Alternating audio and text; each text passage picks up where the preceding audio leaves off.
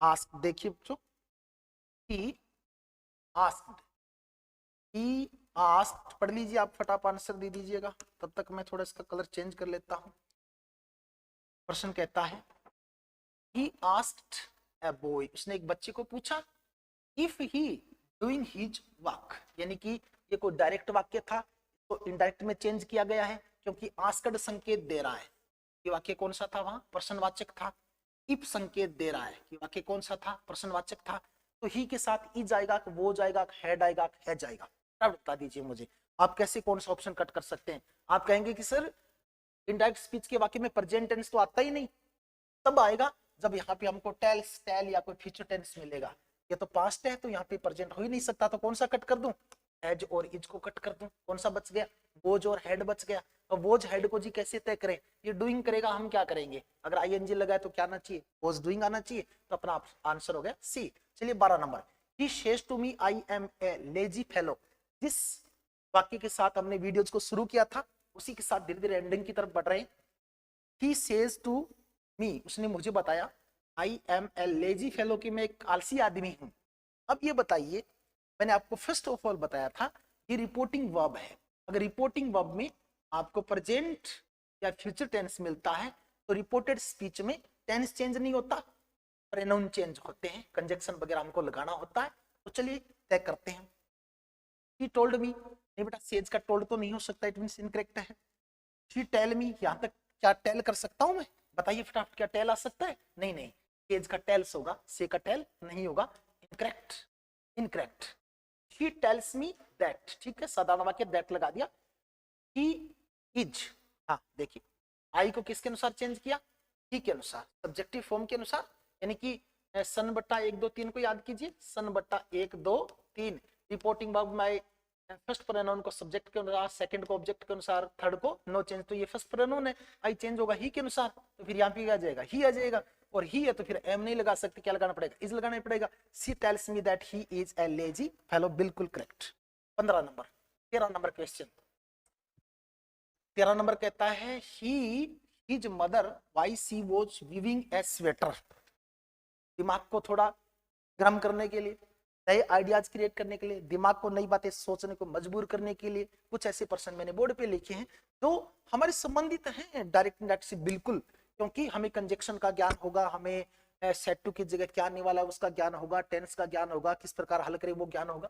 कि his mother Y C was weaving a sweater, as asked, told, telled, asked, क्या आएगा, first of all आपके संज्ञान में आया होगा कि दोनों सेंटेंस को वाई से जोड़ा गया है, वाई से जोड़ा गया है।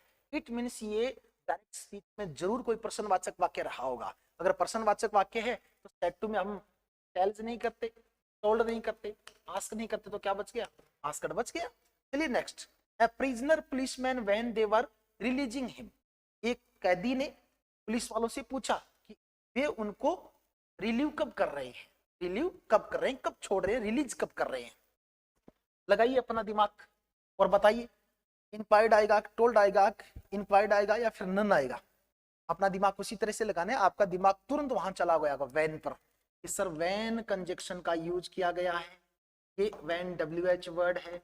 WH वर्ड जब दो सेंटेंस को जोड़ता है डायरेक्ट इंडायरेक्ट सेंटेंस में, तो फिर ये जो प्रिजनर सेड टू वाला है उसकी जगह अपन या तो आस्क्ड लगाते हैं या टोल्ड लगाते हैं या इंक्वायर्ड लगाते हैं। क्या लगता है, प्रश्नवाचक में तो आप कहोगे सर आस्क्ड लगाते हैं, इसमें तो आपने आस्क्ड दिया ही नहीं। हाँ भाई आस्क्ड तो नहीं दिया, मैंने टोल्ड दिया, टोल्ड नहीं हो सकता। और एक दिया इनक्वायर्ड, एक दिया इंक्वायर्ड, दोनों के स्पेलिंग में समानताएं भिन्नताएं उनको भी गौर कर लीजिएगा। अपन बेटा सेड टू की जगह, आस्क्ड की जगह जब कोई जानकारी पूछी जा रही हो तो अपन इंक्वायर्ड का भी प्रयोग कर सकते हैं। देखिए प्रिजनर इंक्वायरी कर रहा है पुलिस वालों से, वे लोग उसे रिलीज कब करेंगे, तो हमें शेड टू की जगह यहाँ पे यूज करना होता है इंक्वायर्ड का, और ये इंक्वायर्ड की इनकरेक्ट स्पेलिंग है। इस प्रकार अपने कितने क्वेश्चन हल हो गए, 14 क्वेश्चन हल हो गए। ये 14 प्रश्न आपके लिए बड़े बेनिफिशियल साबित होने वाले हैं। ये अपने स्पीच का पहला वाक्य, जो पहला मॉडल पेपर है, नेक्स्ट पेपर होगा वो भी स्पीच से संबंधित होगा। आज हमने ऑल ओवर टेंस की बात की है, अन्य जो सेंटेंस होते हैं उनको डायरेक्ट से इनडायरेक्ट बनाना नहीं सीखा। जैसे हमें इंपरेटिव सेंटेंस की एग्जांपल लेने हैं, एक्सक्लेमेटरी के लेने हैं, या फिर हमें ऑप्टेटिव के लेने हैं, काफी पढ़े हैं। आज मैंने साधारण, नकारात्मक प्रश्नवाचक और मॉडल, इनके जो एग्जाम्पल थे वो आपके सामने रखे। टेंस की टेबल बताइए आपको, प्रोनाउन को भी समझाने का प्रयास किया। नेक्स्ट आपको एक मुझे टाइम की टेबल भी थोड़ी बतानी है आपको कि सर आप पढ़ा रहे हो को एक्सरसाइज करवा रहे हो। मैं एक्सरसाइज करवा रहा हूँ, बट एग्जाम के दौरान इन शॉर्ट रूल्स को पढ़ना भी है, ये मैंने आपके साथ इंक्लूड किया, अपने विचारों को शेयर किया। अगर आपको ये चीजें बेनिफिशियल लग रही है, अच्छी लग रही है, तो आप जरूर पढ़िए, आपको ये बेनिफिशियल होगी, क्योंकि ज्ञान कभी भी हानिकारक नहीं हो सकता, चाहे वो कहीं से मिले, यानी कि ज्ञान ज्ञान ही रहेगा। अगर हम ज्ञान कोई छोटे बच्चे से प्राप्त करें तो भी हमारे लिए बेनिफिशियल है। ज्ञान वो वस्तु है तो हमें दुनिया की हर खुशी प्रदान कर सकता है। ज्ञान नॉलेज वो चीज है जिसके द्वारा हम हर सीढ़ी पे चढ़कर अपनी अंतिम छोर पे जो सीढ़ी है उस ऊंचाई पर छू सकते हैं। ज्ञान वो चीज है जिसको हमसे कोई बंटा नहीं सकता। हमें पढ़ते रहिए, खुश रहिए, मस्त रहिए। अगर हमको जीवन में कुछ बनना है, यदि जीवन में कुछ बनना है तो अपने आप को सौम्य बनाइए, अपने आप को गंभीर बनाइए, अपने आप को दृढ़ निश्चयी बनाइए। यानी कि घमंड नहीं करना, ये नहीं कहना कि ये काम मैं ही कर सकता हूँ, इसमें घमंड झलकता है। ये कहना ये काम मैं कर सकता हूँ, यानी कि आपके अंदर का क्या बोल रहा है, कॉन्फिडेंस बोल रहा है।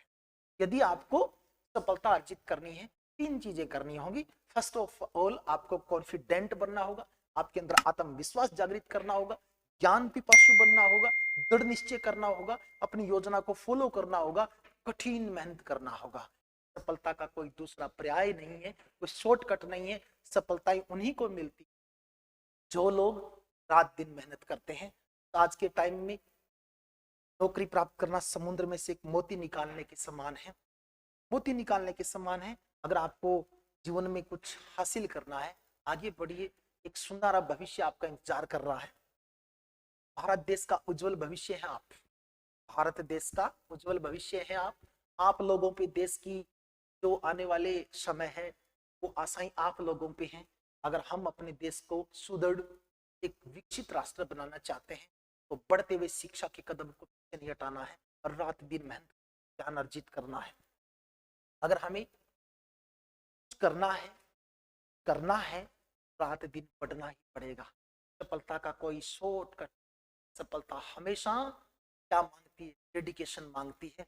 जो शिक्षा के प्रति डेडिकेट है वो कभी जीवन नहीं खोलता, मिल करके ही आएगा। शब्दों के साथ जय हिंद, जय भारत, जय मां भारती। फिर किसी नई वीडियोज के साथ मिलेंगे, तब तक मस्त रहिए, पढ़ते रहिए।